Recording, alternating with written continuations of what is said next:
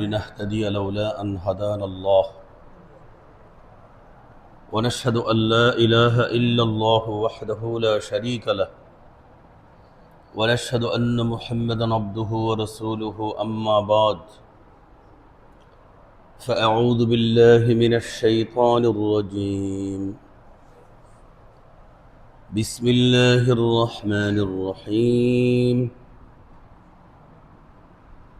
وما أرسلناك إلا رحمة للعالمين وقال تعالى عسى أن يبعثك ربك مقاما محمودا وقال النبي صلى الله عليه وسلم أنا سيد ولد آدم يوم القيامة ولا فخر أو كما قال رسول الله صلى الله عليه وسلم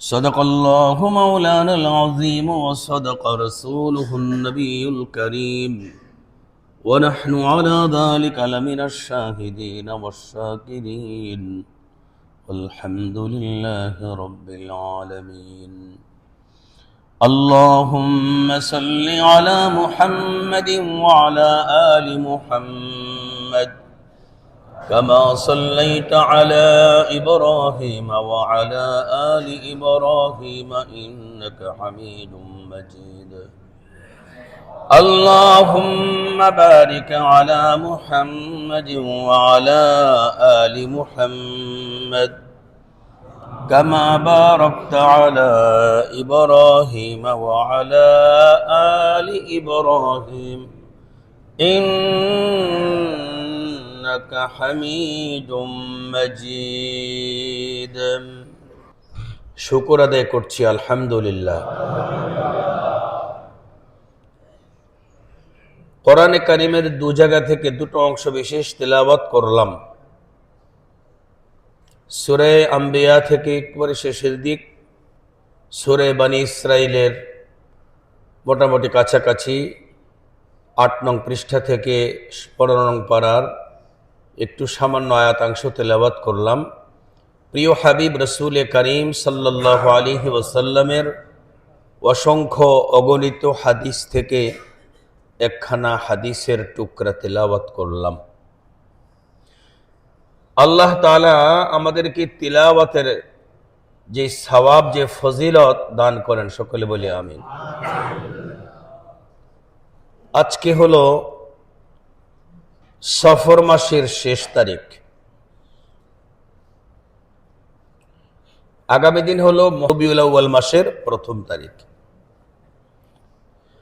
সফর মাসের আলোচনা আমরা 4টা ভাগে করেছিলাম। 4টা ভাগ করে সংস্কার, কুসংস্কার, এটাকে আমরা মোটামুটি 4 জমা আলোচনা বা 3 জমা আলোচনা করেছি। সুন্নত ও বিদআত, এর মাঝে বিদআত কিছু আলোচনা হয়েছে, আর সুন্নত যেহেতু রবিউল আউয়াল মাসে মিলাদুন নবী ও সিরাতুন নবী আমাদের সামনে আলোচনা, সেজন্য ওটা আমরা রেখে দিয়েছি। আজকে আমি আপনাদের কাছে আলোচনা করছি ইনশাআল্লাহ, যদি আল্লাহ পাক তৌফিক দান করেন। আজকে আলোচনা হবে, যেহেতু আগামীকাল রবিউল আউয়াল, সেজন্য রবিউল আউয়াল আমাদেরকে কি বলে ডাকে, ডেকে কি বলে, সেই রবিউল আউয়ালের ডাক আজকে আমরা আলোচনা করব এবং শুনব ইনশাআল্লাহ। তো আল্লাহ আমাদেরকে তৌফিক দান করেন। দেখেন, এই আলোচনার আমাদের যে সূচনাটা হবে, আমরা গত বছর মনে আছে যে আল্লাহর হাবিব মুহাম্মদ সাল্লাল্লাহু আলাইহি ওয়াসাল্লামের জন্মের আগে নবীর কত প্রয়োজনীয়তা ছিল, জাহেলিয়তের যুগে আল্লাহর হাবিবের কত প্রয়োজন ছিল, কত ক্রাইসিস ছিল একজন মহামানবের।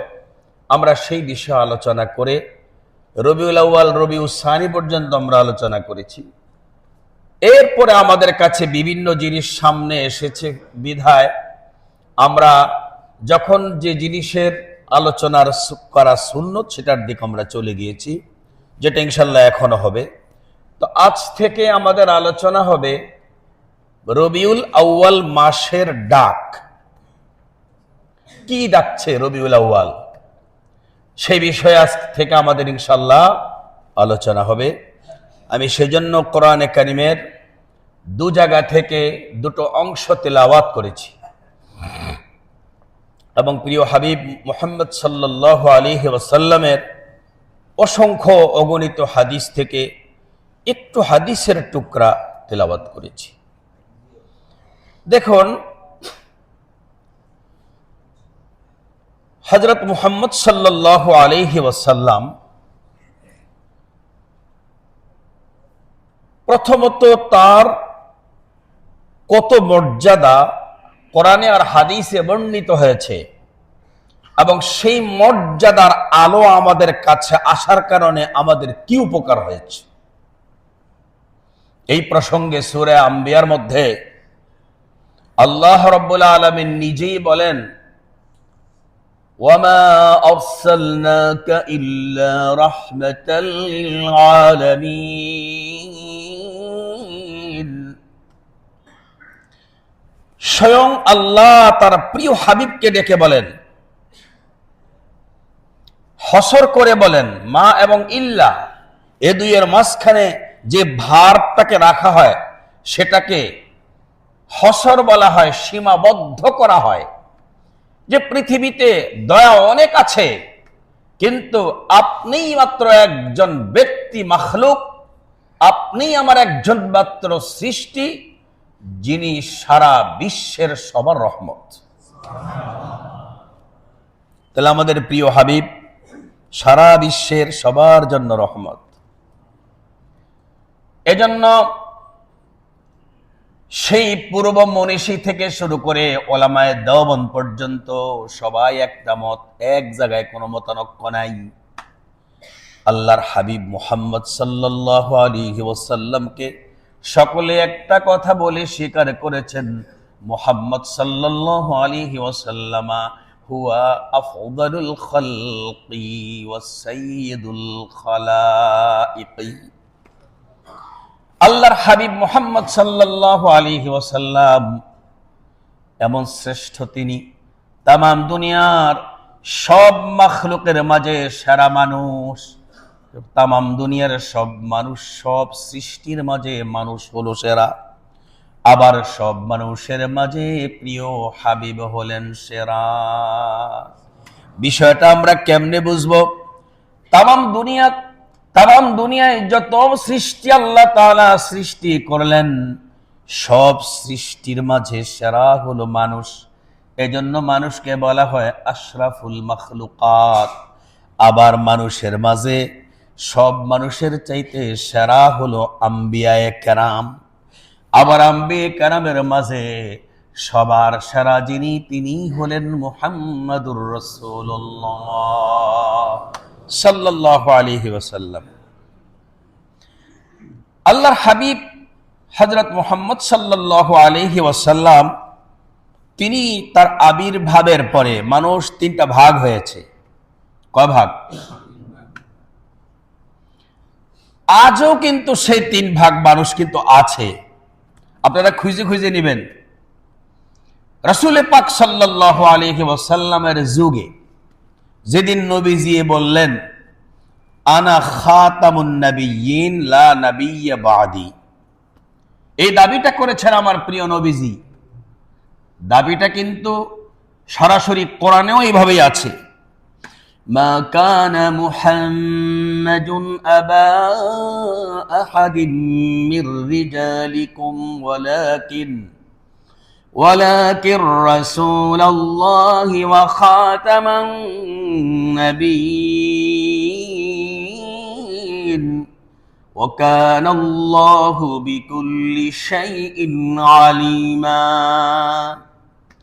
এই আয়াতের মধ্যে, সূরা আহজাবের এই আয়াতে আল্লাহ মুহাম্মদ সাল্লাল্লাহু আলাইহি ওয়াসাল্লামের ব্যাপারে প্রথম কথা বলেন যে আমার প্রিয় হাবিব মুহাম্মদ সাল্লাল্লাহু আলাইহি ওয়াসাল্লাম কোন পুরুষের পিতা নন, পুরুষের পিতানন শব্দটাকে এইভাবে বললে ইজি হয় না, বলতে হবে কোন প্রাপ্ত বয়স্ক পুরুষের পিতানন।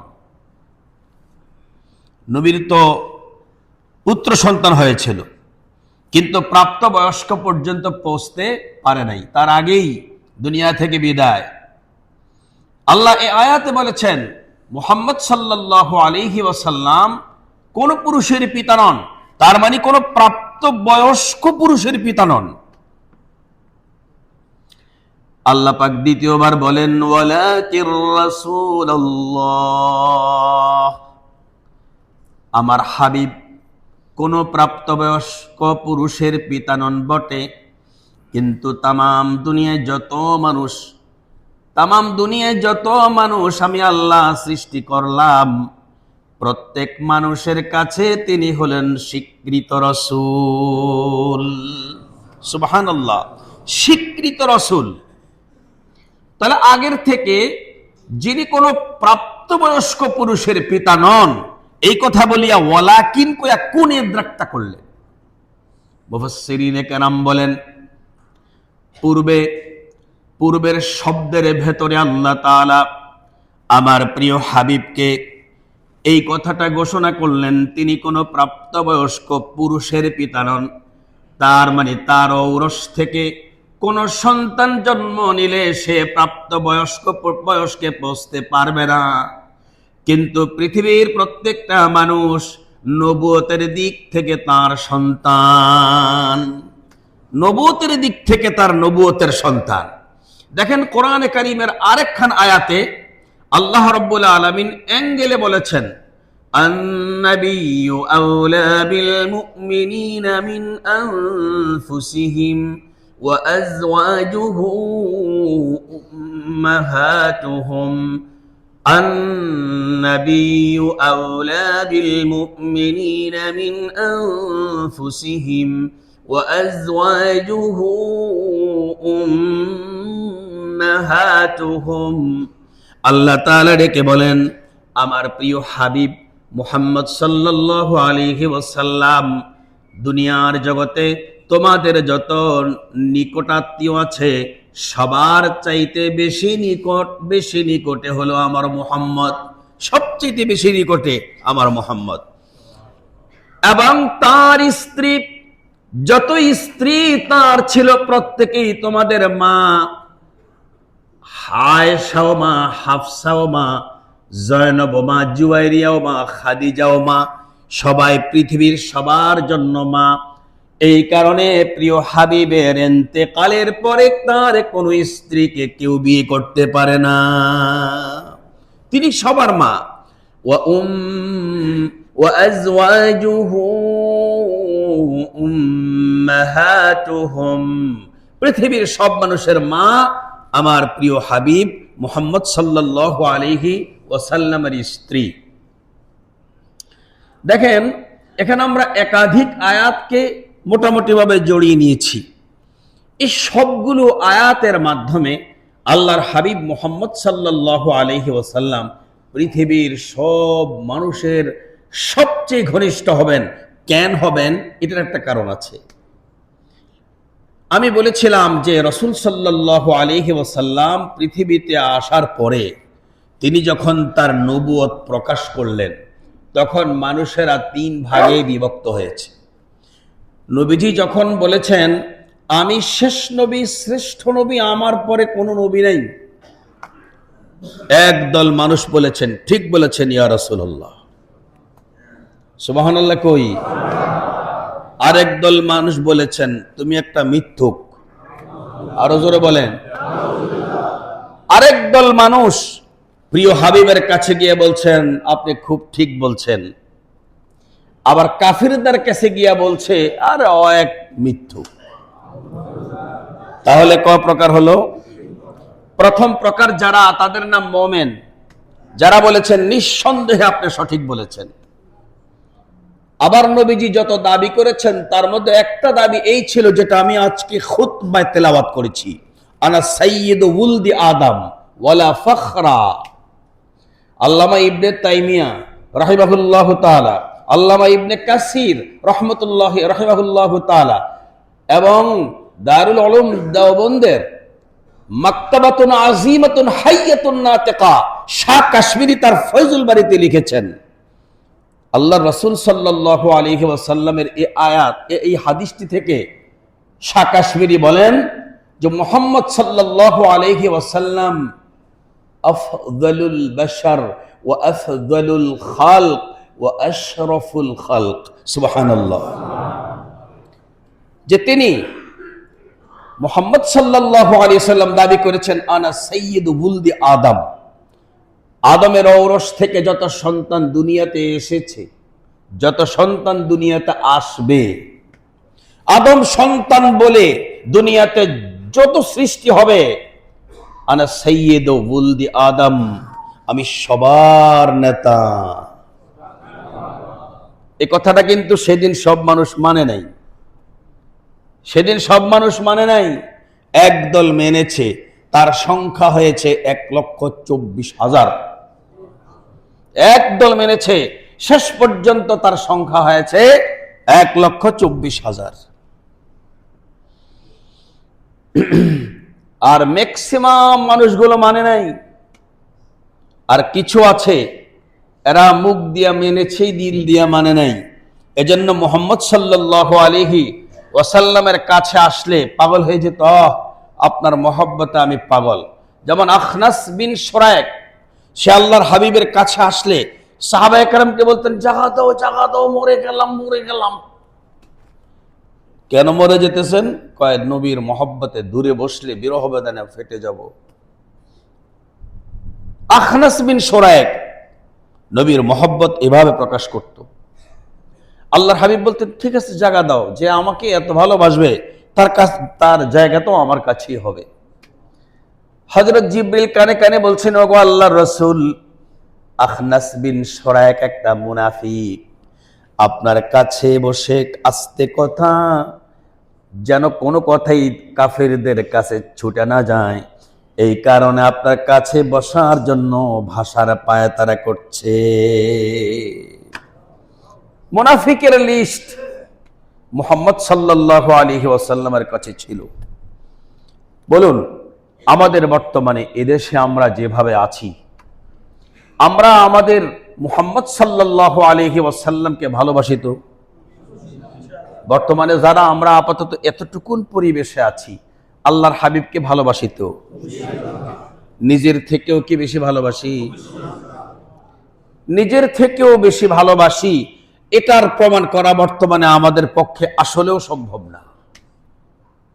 কিন্তু সাহাবায়ে কেরাম মুহাম্মদ সাল্লাল্লাহু আলাইহি ওয়াসাল্লামকে নিজের থেকেও বেশি ভালোবেসেছেন, তার প্রমাণ তারা করে গেছে।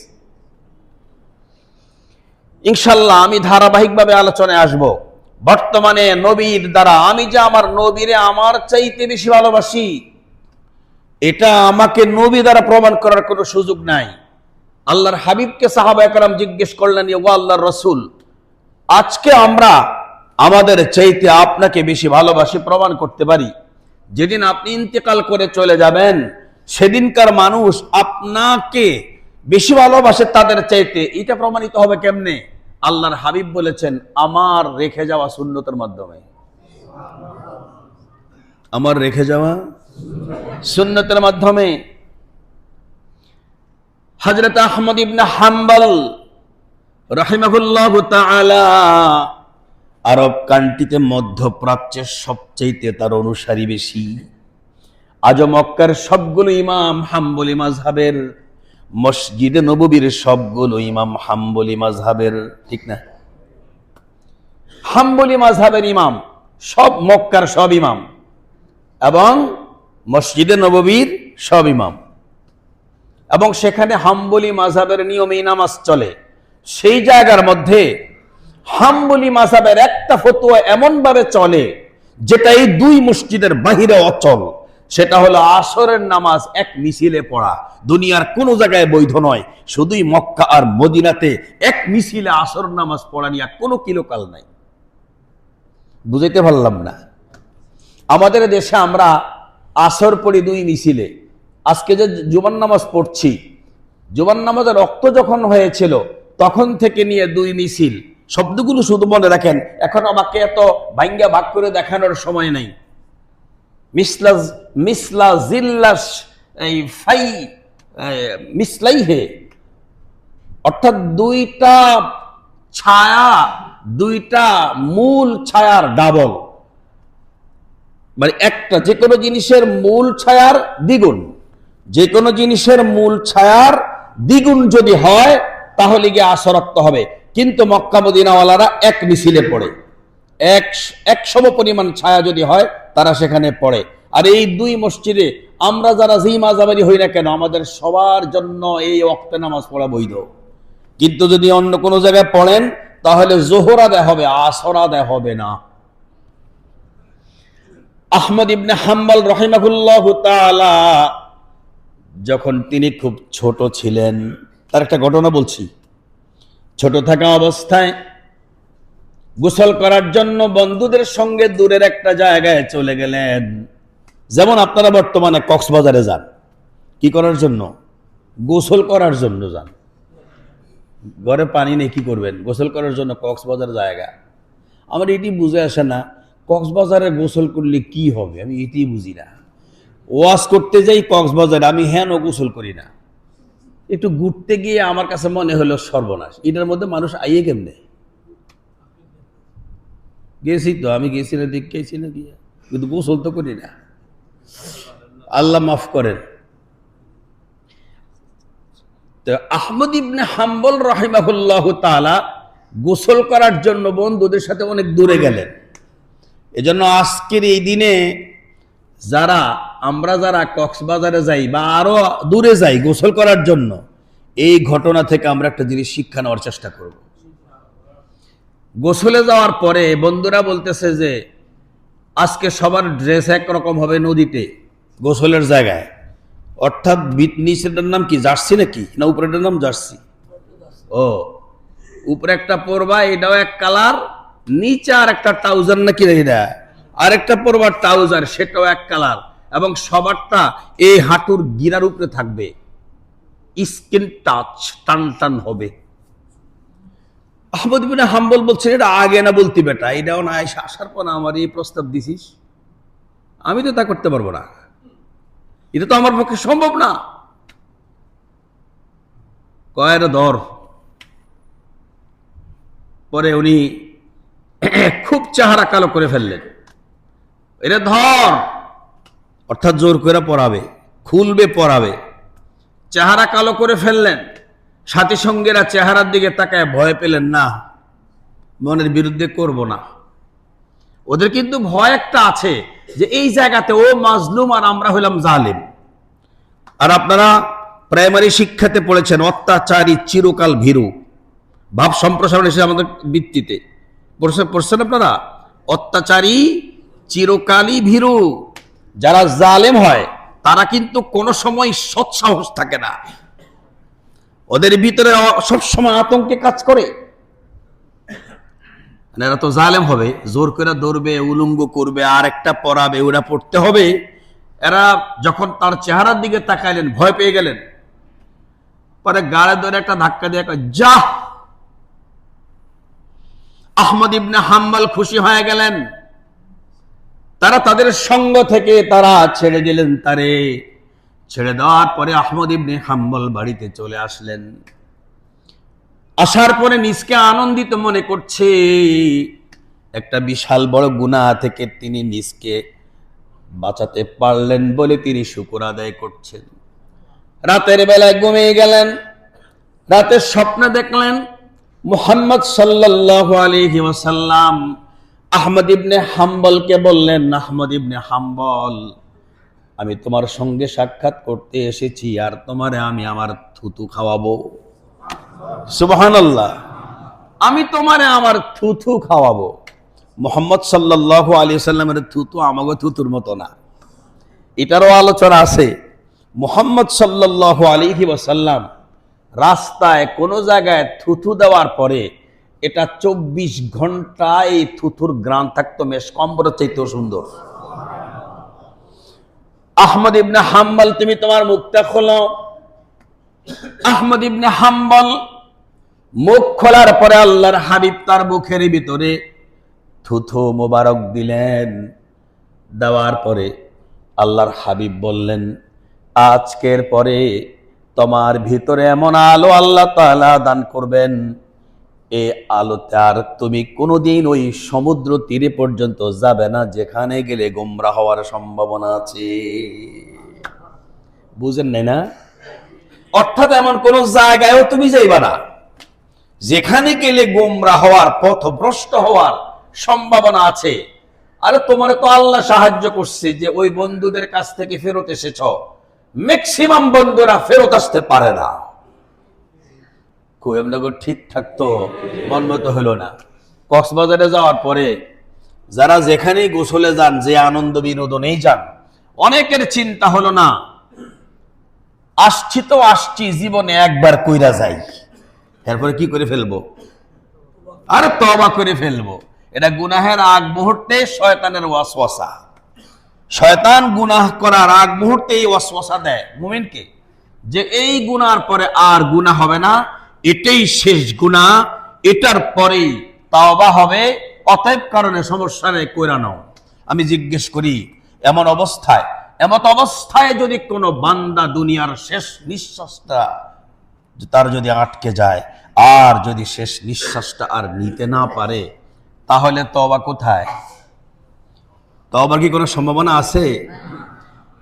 এজন্য গুনাহের আগ মুহূর্তে চিন্তা করতে হবে, হয়তো হতে পারে আমার জীবনের এটাই শেষ কাজ, এই কাজের পরে আর কোনো কাজের সুযোগ আল্লাহ আমারে দেবেন না।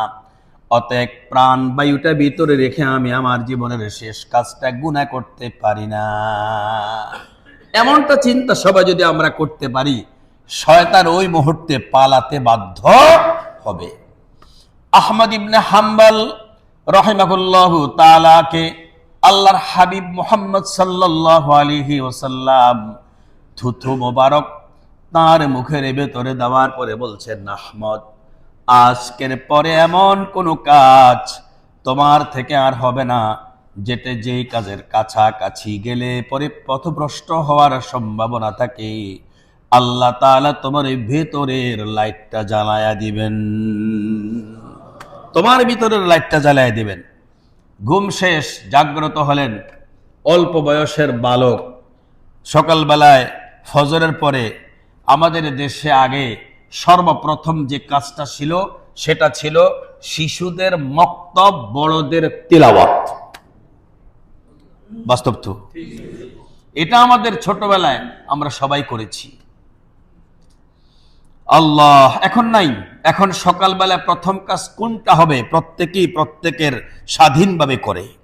কিন্তু এক সময় এমন ছিল যে আমরা সকালে ফজরের নামাজের পরে, যারা ফজর পড়ে না তাদেরটা তো আলোচনা বাদেই, ফজর যারা পড়ে তাদের প্রথম কাজটা কি হবে?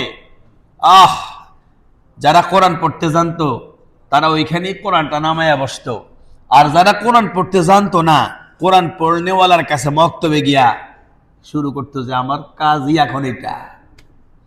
আহমদ ইবনে হাম্বল ঘুম থেকে জাগার পরে ফজরের নামাজ শেষ করার পরে তিনি তার দিনের প্রথম কাজ, যেই পড়াশোনা, যে ইলম বিদ্যা অর্জন করা ওস্তাদের কাছে চলে গেলেন। চলে যাওয়ার পরে ওস্তাদ প্রথম জিজ্ঞেস করছেন, কে তোমরা আজকে কোন আতর ব্যবহার করেছো? এমন আতর তো জীবনে আর কোনোদিন আমি শুনতে পারি নাই। একজন একজন করে বলতেছে, হুজুর আমি কোনো আতরিতে ব্যবহার করি নাই, কোনো আতরিতে ব্যবহার করি নাই। সবারই জিজ্ঞেস করছে।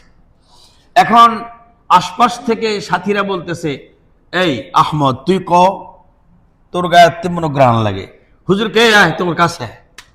এখন কাছে গেছে, কাছে যাওয়ার পরে কয়, বাবা কস না কি আতর দিছস? পরে উনি বলতেছেন না, যখন বলছেন তখন দেখতেছেন আতরের গ্রাণ তো বাহিরের থেকে নয়, আতরের সুগ্রাণ তো তার মুখের ভিতর থেকে। আল্লাহু আকবার। হায় হায়, স্বপ্নের বাস্তবতা সবকের ছাত্ররা ওস্তাদরা সবাই পায়। ওস্তাদ জিজ্ঞেস করলেন, কিরে বেটা, আতর তো মানুষ গায়ে দেয়, তুমি আতর কেন খাইলা? আতর তো মানুষের পোশাকে লাগায়, তুমি কেন আতর খাইলা? প্রিয় হাবিব মোহাম্মদ সাল্লাল্লাহু আলাইহি ওয়াসাল্লাম তিনি তো মাফরাকে অর্থাৎ মাস্ক, মাথার সিটি যেখানে পড়তো সেখানে আতর ঢেলে দিতেন। তুমি কেন মাথায় দিলে না, খাইলা কেন? আহমদ ইবনে হাম্বল বলেন, হুজুর আমি তো আতর খাই নাই, তবে আতরের চাইতে আরো দামি জিনিস আমি খেয়েছি। এ বল তুই কি খাইছস? আতরের চাইতে আরো দামি জিনিস তুই কি খাইলি? আহমদ ইবনে হাম্বল ব্যাখ্যা করলেন, আমি আজকে স্বপ্নে আমার প্রিয় হাবিব মুহাম্মদ সাল্লাল্লাহু আলাইহি ওয়াসাল্লামের থুতু মোবারক আমি খেয়েছি। আল্লাহু আকবার। দেখেন আল্লাহর হাবিব মুহাম্মদ সাল্লাল্লাহু আলাইহি ওয়াসাল্লামের একটা ডাক ছিল ওই সমুদ্রের পাড়ে, ও আহমদ কাপড় খুলিস না রে, কাপড় খুলিস না।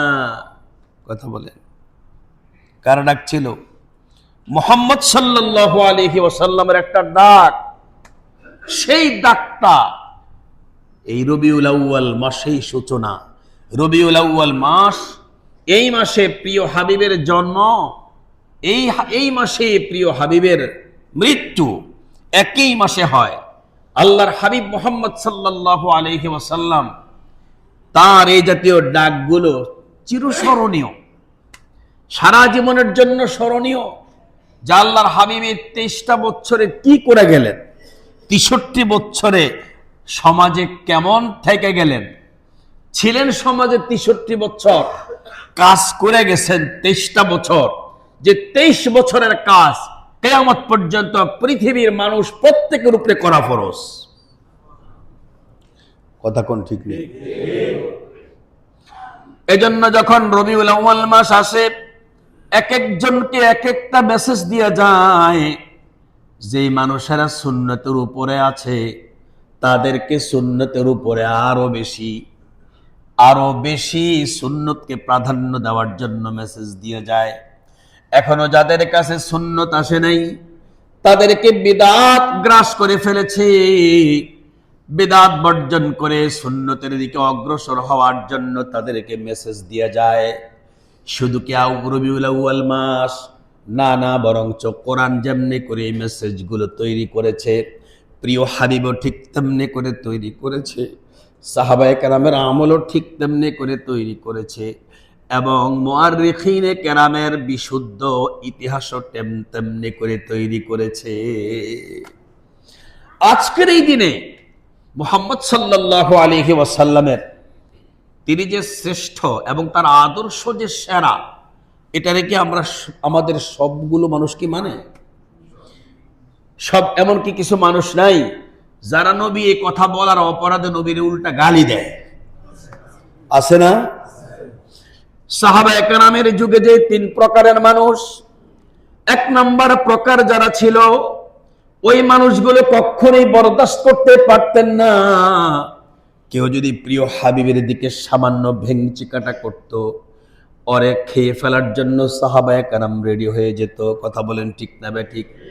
এজন্য আল্লাহ তাআলা সাহাবায়ে কেরাম কেমন মানুষ ছিলেন, নবীর কেমন প্রেমিক ছিলেন, তাদের প্রেম বর্ণনা করার জন্য আল্লাহ তাআলা কোরআনে কারীমের মধ্যে মেসেজ করেছেন, মুহাম্মাদুর রাসূলুল্লাহ ওয়াল্লাযীনা মাআহু আশিদ্দাউ আলাল কুফফার রুহামাউ বাইনহুম تراهم ركعا سجدا يبتغون فضلا من الله ورضوانا سيماهم في وجوههم من أثر السجود سيماهم في وجوههم من أثر السجود ذلك مثلهم في التوراة ومثلهم في الإنجيل الله أكبر। আল্লাহ তাআলা বলেন শুধু কোরআনের ভিতরে সাহাবায়ে কেরামের আমি দলিল দিয়েছি তা নয়, বরঞ্চ সাহাবায়ে কেরামের দলিল তাওরাতেও আছে, ইনজিলেও আছে। তারা কেমন প্রেম করেছে আল্লাহ তাআলা বলেন, মুহাম্মদ আর তার সাথী সঙ্গীরা কেমন। আল্লাহ নিজেই বলেন, মুহাম্মাদুর রাসূলুল্লাহ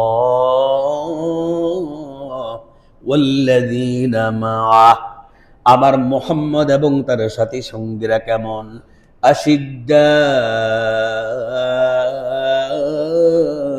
আলাল কুফফার, যারা আল্লাহর দুশমন, যারা পয়গম্বরের দুশমন, সদা সর্বদা তাদের উপরে থাকতো তারা কঠিন কঠোর, কখনোই নম্র হতো না।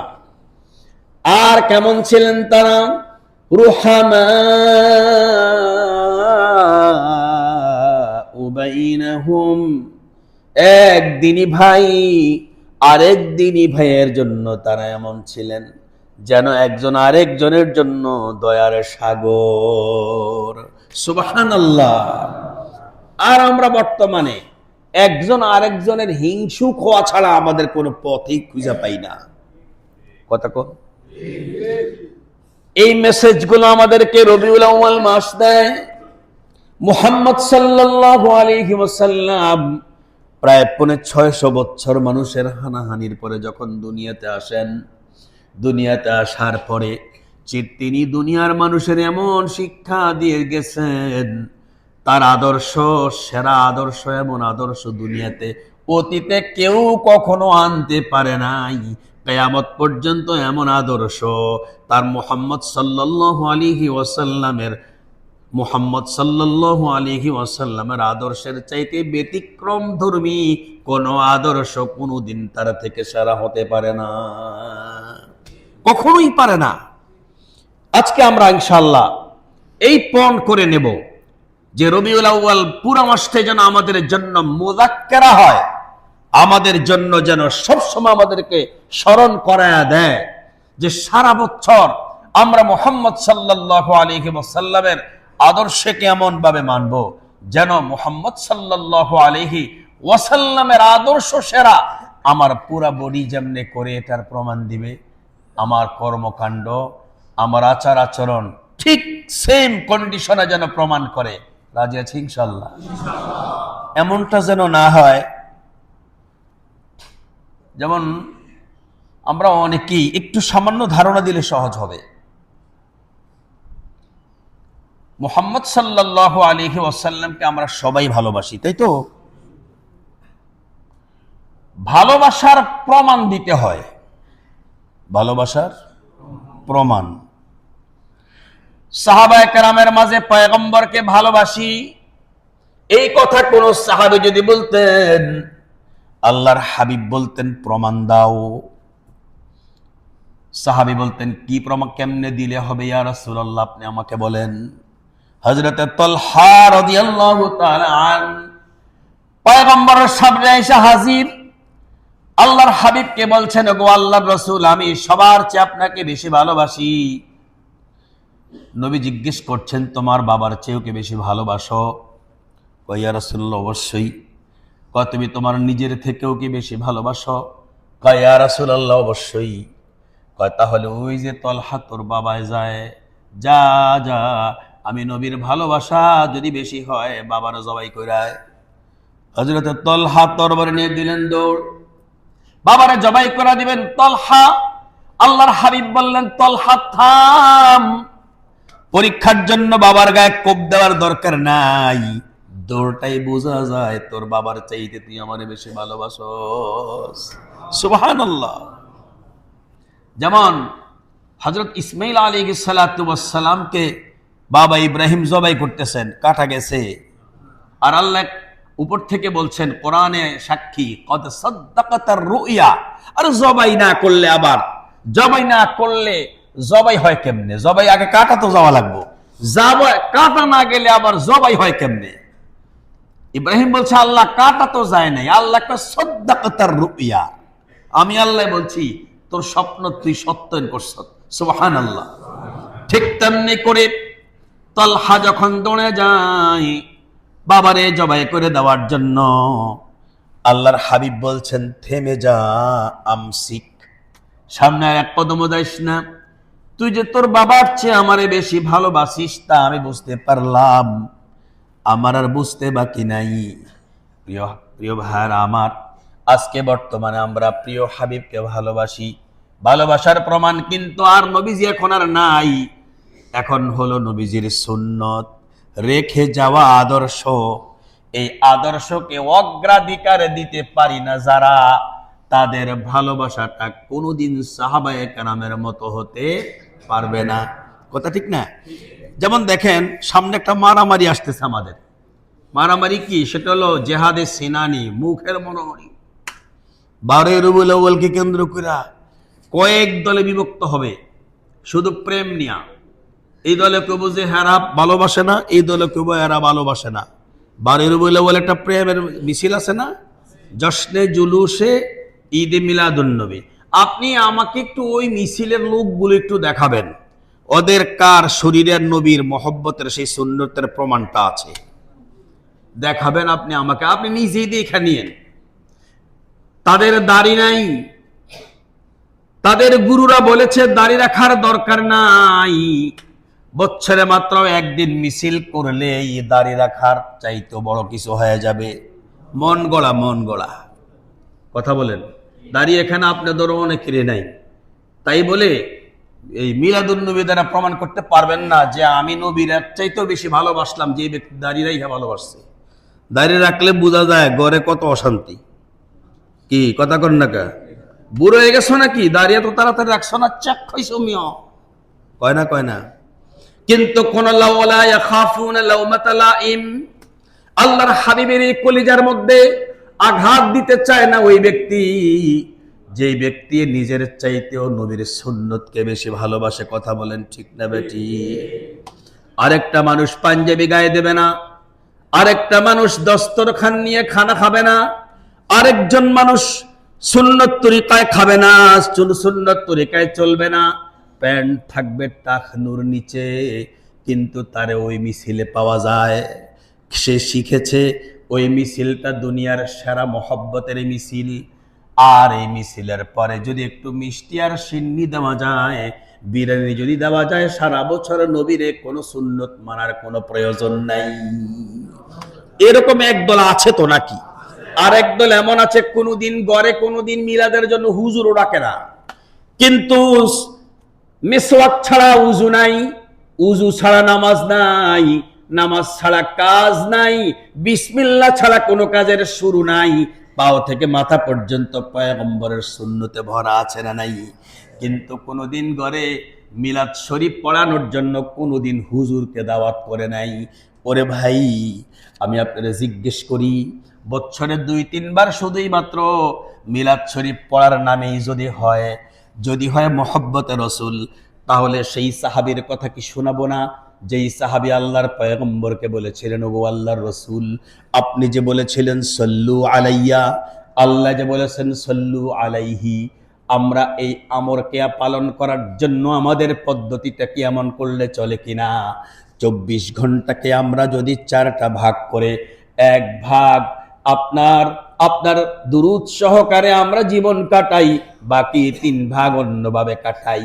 আল্লাহর হাবিব বলেন, তোমার 24 ঘন্টা থেকে 4 ভাগের 1 ভাগ, তার মানে 8 ঘন্টা আমার কাজের, তোমাদের কাজের সঙ্গে আমার দুরূদকে যদি মিলায় নাও ভালো, তবে এর চাইতে আরো বেশি ভালো হবে যদি আরো বেশি করো। সাহাবী বলছেন, গো আল্লাহর রাসূল, তাহলে 3 ভাগ করে 1 ভাগ। আল্লাহর হাবিব বলছেন 3 ভাগ করে 1 ভাগ করলে ভালো, কিন্তু যদি আরো বেশি করো তার চাইতে ভালো।